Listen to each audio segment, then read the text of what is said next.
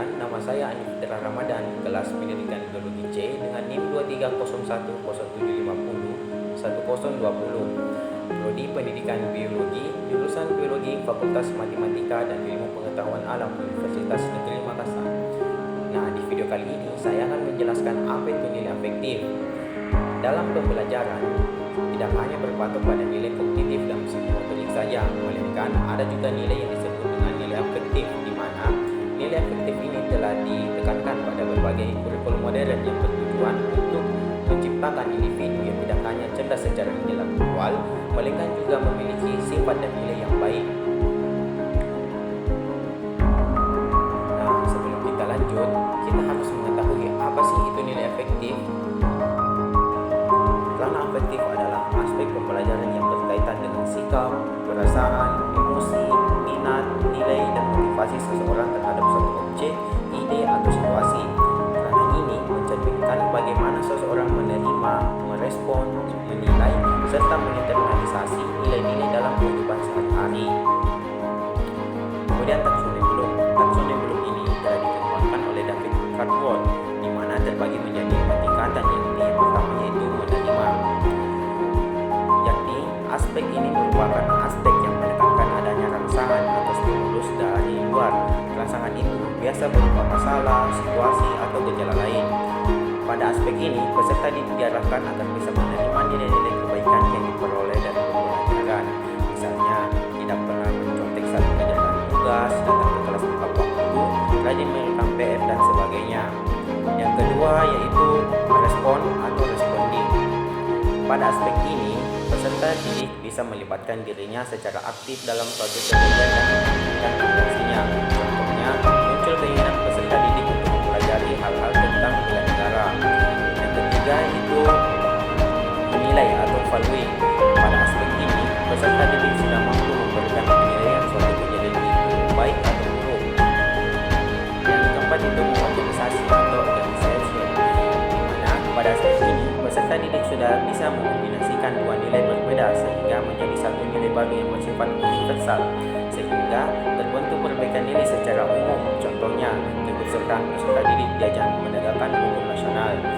Kemudian yang kelima itu ada karakterisasi, di mana aspek ini merupakan aspek tertinggi di ranah afektif karena peserta didik sudah mampu memadukan semua nilai sehingga tercermin dari kepribadian beserta tingkah lakunya. Artinya, pada aspek ini sudah tertanam nilai-nilai yang secara konsisten membentuk kepribadian peserta didik.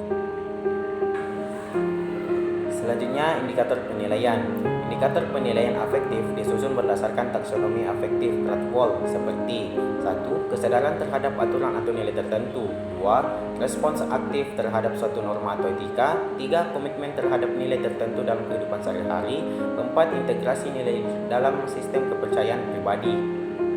Selanjutnya, penilaian ranah afektif. Yang pertama, observasi. Observasi ini kita melihat atau mengamati tingkah dan perilaku peserta didik dalam berbagai situasi. Observasi ini dapat kita lakukan dalam kegiatan dalam kelas. Untuk menguatkan hasil observasinya, kita dapat membuat lembar observasi baik secara terbuka maupun secara tertutup. Yang kedua itu jurnal refleksi, di mana kita menyuruh peserta didik untuk menuliskan pengalaman dan perasaan mereka setelah mengikuti satu semester pembelajaran. Selanjutnya itu penilaian diri. Peserta didik menilai sikap dan perkembangan pribadi mereka. Penilaian diri ini merupakan penilaian internal dari diri peserta didik masing-masing. Penilaian ini bisa dilakukan dengan mendeskripsikan kelebihan maupun kekurangan dirinya serta menyebutkan kesuksesan apa saja yang sudah dia raih. Selanjutnya itu penilaian teman, di mana siswa diminta saling memberikan umpan balik mengenai sifat dan kerjasama mereka. Penilaian teman ini membutuhkan objektivitas tinggi, artinya pendapat setiap teman harus benar-benar objektif. Penilaian dilakukan menggunakan lembar penilaian yang di dalamnya memuat butir-butir pernyataan sikap positif. Selanjutnya itu instrumen penilaian. Yang pertama itu ada observasi atau pengamatan. Pengamatan adalah suatu teknik yang dilakukan dengan cara mengadakan pengamatan secara teliti serta pencatatan secara sistematis untuk memberikan pengetahuan kepada orang lain. Observasi banyak digunakan untuk menilai tingkah laku individu atau proses terjadinya suatu kegiatan yang dapat diamati baik dalam situasi yang sebenarnya maupun dalam situasi buatan. Yang kedua itu wawancara. Wawancara adalah acara yang digunakan untuk mendapatkan jawaban dari responden dengan jalan tanya jawab sepihak yang terdiri dari narasumber dan wawancara. Selanjutnya itu skala sikap dan skala rentang. Skala menggambarkan suatu nilai yang berbentuk angka terhadap suatu hasil pertimbangan. Segala sesuatu dapat diukur dengan skala. Dalam menilai siswa terdiri dari dua skala, yaitu skala sikap dan skala rentang. Untuk skala rentang menggunakan angka 1 sampai 4. Selanjutnya angket. Kuesioner juga dapat disebut dengan angket. Pada dasarnya, angket adalah sekumpulan daftar pertanyaan seperti berbentuk formulir yang harus dijawab oleh objek yang akan diukur atau responden. Data yang dapat diketahui bisa berupa data diri, pengalaman, pengetahuan, sikap, dan lain sebagainya. Baik, selanjutnya itu contoh penilaian. Nah, di mana kita dapat menyuruh peserta didik untuk membentuk sebuah kelompok diskusi, lalu kita melihat atau memperhatikan jalannya proses diskusi tersebut. Nah, dari kegiatan ini kita dapat melihat bagaimana sikap dan perilaku peserta anggota kelompok dalam berinteraksi dengan kelompok yang lain.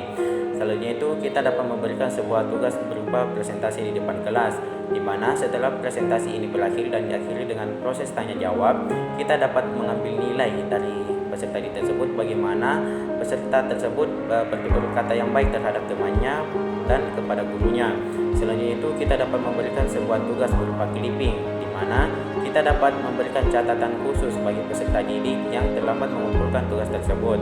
Nah, selanjutnya itu kita dapat mengadakan sebuah ujian tertulis, di mana ujian tulis ini dapat menjadi acuan bagi kita bagaimana kita menilai peserta didik itu jujur dalam mengerjakan soal-soal yang telah diberikan tersebut. Nah, itulah tadi beberapa materi singkat yang saya bawakan atau yang saya jelaskan mengenai penilaian afektif. Kesimpulannya, penilaian ranah afektif bertujuan untuk mengukur sikap, nilai, dan emosi peserta didik dalam proses pembelajaran. Agar penilaian ini efektif, diperlukan indikator yang jelas sebagai acuan penilaian yang dilakukan secara sistematis serta instrumen penilaian yang sesuai dengan karakteristik sikap yang terukur. Dengan penilaian efektif yang baik, pendidik dapat membantu peserta didik mengembangkan karakter positif dan nilai-nilai yang mendukung keberhasilan mereka dalam kehidupan. Nah, demikianlah beberapa penjelasan saya mengenai ranah afektif. Lebih dan kurangnya mohon dimaafkan dan terima kasih telah